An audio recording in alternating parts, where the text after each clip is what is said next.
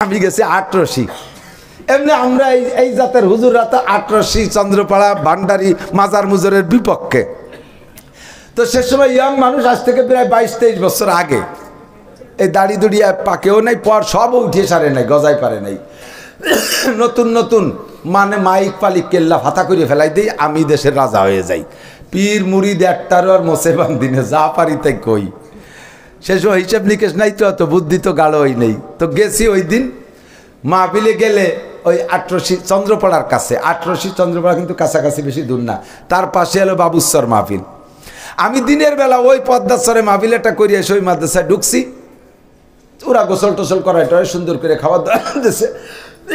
জোরের পরে খাইয়ে দিয়ে বসছি, দলে দলে যুবকরা এসে আমার সাথে মুসাফা করিয়ে করিয়ে যাচ্ছে।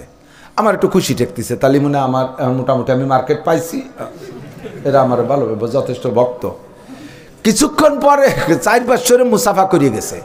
কিছুক্ষণ পরে খবর আসছে আমার কাছে যে এই যারা মুসাফা করে গেছে ওরা একটা আপনার ভক্ত না, রাত্রে আপনারা মারবে, দিনই ভালো রে চিনিয়ে গেল।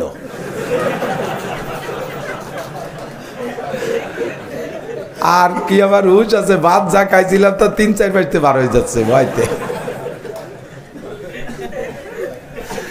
এখন আমি কি করবো, না পারতেছি, পলাই আসতি মাহফিল, তুই আসি কি রে, ছোট মানুষ, সে সময় এত পরিচিতি না আমার যে বক্তবৃন্দ। এখন তো যে জায়গা যাবো 2-5 আমার সাথে পাওয়া যায়। বইতে বইতে ঠোঁট মুখ শুকিয়ে যাচ্ছে।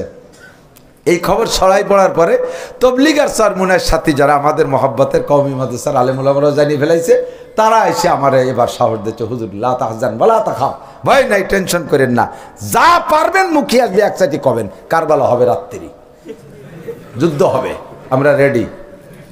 চিন্তা করলাম যে রাতের বেলা যদি আমার তো দল একটা হলো মোটামুটি, আর ওরা তো আছেই, ও গেল এই জায়গা, তো এই জায়গা যদি আমি উল্টো পাল্টা বয়ান করি, ওকে এগেনস্টে বলি কারবালা হবে, ওইলে 2-1টা মারা যাবে, কারবালা হবে, মারামারি হবে। এই যদি 2-1টা মারা যায় তো মার্ডার কেসের 1 নম্বর আসামি আমি, জেলে নিয়ে আটকাইতে হবে, ওয়াজ করি বেড়াতে পারবো না, যাওয়াবার তো হবে আর কি। এদিকে মাদ্রাসাটার ক্ষতি হবে। আল্লাহর কাছে খুব কান্নাকাটি করছি মাগরিবের পরে। শেষে আমার বয়ান, ওই মাহফিলে আমি আগেও গেছি, অন্যান্যবার গেছি, 150-200 মানুষ হয় সে সময়।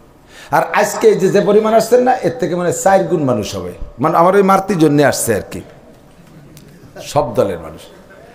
এরপরে আমি বয়ান শুরু করলাম আল্লাহর দিকে তাকাইয়া। ওদিন বয়ান আল্লাহ আমার শিখাইতেছে, আমার কোনো হুশ ছিল না কি আমি বলছি। লাস্টে যে বললাম ভাই জান্নাতে যাবেন কে কে, সবাই হাত উঠাইছে। আমি বললাম জান্নাতে যাওয়ার জন্য একমাত্র আল্লাহর নবী বলেন যে 5 ওয়াক্ত নামাজ পড়ে ওই লোকটাকে আল্লাহ তাআলা বিনা হিসাবে জান্নাতে দেয়। ওয়ায়াদখুলু জান্নাতা বিগাইরি হিসাব। আপনারা কি বিশ্বাস করেন? কয় যে হ্যাঁ করি। বললাম যে বলেন তো না, বেচতে যাইতে কি লাগে? কয় নামাজ লাগে। বলেন কি লাগে? নামাজ লাগে। এবার নামাজ তো জানেন যে নামাজ, কিন্তু নামাজ পড়তে হবে তা কি সবাই জানেন? কিভাবে পড়তে হবে? হুজুর আলাইহিস সালাতু ওয়াস সালাম বলেন সল্লু কামা রাআইতুমুনি উসাল্লি, তোমরা নামাজ পড়ো আমাকে যেমন নামাজ পড়তে দেখো সেরকম। কাজে আপনারা রাসূলের নামাজ দেখে নামাজ শিখবেন। আপনি পীরের কাছে যান, পিসাবের কাছে 10-20 বছর ধরে ঘুরতেছেন, পিসাব আপনারা নামাজ শিখায় না, আপনার পকেটে যা ছিল তা ঝাড়ি কেটে খুঁটিয়ে খুঁড়ে নিয়ে যায়। ফজরে কালেকশন, জোহরে কালেকশন, মাগরিবে কালেকশন, ইশায় কালেকশন, আসরে কালেকশন করতে করতে মাগরিবের নামাজ আধা ঘন্টা পরে নিয়ে পড়ে গাদি বাইরে টাকা দিয়ে পান বাসার মতো বাস্তি তালে। তাই জিন্দগিতে আমার নামাজের ফরজ ওয়াজিব শিখাইলো না, নামাজ শিখাইলো না। এই পীর ভালো নাকি কোনো মূর্খ লোক আপনার হাতে ধরে নামাজ শিখিয়ে দিল? কোন ভালো, কে ভালো? কয় মূর্খ লোকটা আমার ভালো। নামাজ আমাকে শিখতে হবে, নামাজ আমাকে শিখতে হবে। আমি বললাম যদি নামাজ শিখতে হয় তাহলে আমি একটা জায়গার কথা বলবো, যারা কোনো পয়সা নেয় না। আমি মৌলানা নাসিরের ওয়াজে এইবার টাকা কম দিলে আগামী বছর 1000 তদবিরলি পাবেন না। বলবেন যে হুজুর ডায়েরিটা একটু দেখেন। আমি বলবো ডায়েরির কলে রয়েছে, হবে না দাদা, টাকা কম দিয়েছেন, সামনের পর কতিও বাড়ি নিয়ে লজ্জা ফেলাইয়া, আর ওদিকে ভিতরে তো জ্বলি যাচ্ছে, কাজে আমার টাকা ছাড়া হবে না। কিন্তু একটা দল আছে তারা বিনি টাকায় নামাজ শিখায়, টাকা ছাড়া নামাজ শিখায়, টাকা ছাড়া ওযু শিখায়, বেতন নেয় না, খাইতেও চায় না, নিজের টাকায় নিজের খাইয়া ওই লোকগুলো এসে নামাজ শিখায়। তাদের সাথে যারা ঘরে তাদেরকে তারা শিখাইয়া দেয়। সেরের এই দল রে, হ্যাঁ সিরি, ওরা তো সব বসা। আমি বললাম বলেন তো কে কোন দল? কয় তবলিগ জামাত। কোন জামাত? কন্যা কোন জামাত? যত বড় মুফাসসিরে কুরআন বলেন আর পীরে কামাল বলেন, এবার টাকা দেন না, আগামী বছর যাইয়ে দেখেন ডায়েরির কলেরাই হয়। কিন্তু তবলিগ লাগে ডায়েরিতে কলেরা হয় না, ঠিক না? ভাড়ার টাকা দেওয়া লাগে। আমি বললাম যে এই জামাতটা এমনই একটা জামাত যে জামাতের অফিসের মধ্যে সব দল ঢুকতে পারে। আমলিগ, বিএনপি, জামাত, জাতীয় পার্টি, আটরশি, চন্দ্রপাড়া, মানিকগঞ্জ, সুরেশ্বর, বজেশ্বর, হিরায়তপুর, বাহাদুরপুর, শরীয়তপুর, মাদারীপুর, ফরিদপুর, দেওয়ানবাগি, কুতুববাগি, রাজারবাগি যত আছে সব দলকে এই দলের মধ্যে জায়গা দেয়। আমলিগের মিটিংয়ের ভিতরে বিএনপি যাইতে দেয় না, বিএনপির খাস মিটিংয়ের ভিতরে জামাত ইসলামরে যাইতে দেয় না, যতই জোট করুক আর যা করুক না কেন। আরে হুজুরদের দল কমই হুজুরকে দল, হেফাজতের মধ্যে চারমুনার হুজুরে যাইতে দেয় না, চারমুনার হুজুরের গোপন মিটিংয়ের মধ্যে হেফাজতের দল যাইতে দেয় না। যার যার পার্সোনালিটি লক্ষ্য করে চলে, যার যার গায়রাত লক্ষ্য করে চলে। কিন্তু দাওয়াত ও তাবলীগের ভিতরে সব দলের মানুষকে এক প্লেটে বসায় খানা খাওয়ায়। কথা কোন ঠিক কি ঠিক না? এখন নামাজ শিখতে জন্য কি যাওয়া যাবে? আপনি আপনার পীরের কাছেই থাকবেন। এদিক তাকান। আমি জিজ্ঞেস করছি, ওর মধ্যে বাছাই করছি, ভাই আপনারা আটরশি যান কারা কারা, হাত উঁচু করেন তো। উঠতে চাই না। আমি না, কোনো ভয় নাই, একটু দেখবো। উঠেছে 8 আনা, অর্ধেক। চন্দ্রপাড়া জানা কারা কারা, তা উঠেছে 6 আনা, 14 আনা। আর আমাকে কারবালা পার্টিতে 2 আনা। তা আমি বললাম আটরশি যান তারা যাবেন। আটরশির পীর সাহেব নামাজ পড়তে বলে? বলে হ্যাঁ বলে। ফার্স্ট ক্লাস পীর। রোজা রাখতে বলে? হ্যাঁ বলে। পর্দা করতে বলে। জাকাত দিতে বলে। কুরবানি বলে। তো 1 নম্বর পীর। এ পীরের বদনাম কয়কে?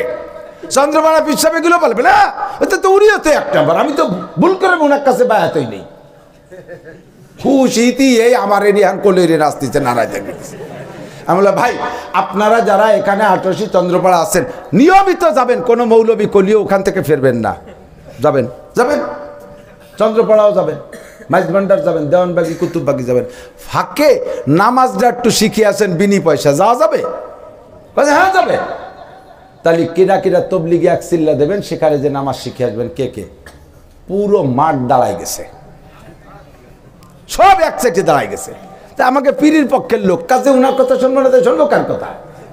পুরো মাঠ ধরে দাঁড়াইয়া মানে 500 লোক ওই মাঠের থেকে যারা ছিল সবাই তো হাত উঁচু করছে। 500 লোক তবলিগি গেছে, যে যেখানে গেছে যাইয়া আমার নাম্বার নিয়ে গেছে, আমার ফোনে হুজুর আমি নেত্রকোনা, হুজুর আমি ময়মনসিংহ, হুজুর আমি ভোলা, হুজুর আমি কক্সবাজার, হুজুর আমি টেকনাফ, হুজুর আমি তেতুলিয়া, সারা বাংলাদেশ ছড়াই গেছে। আমি বললাম কতদিন হয়েছে? কয় 1 চিল্লা।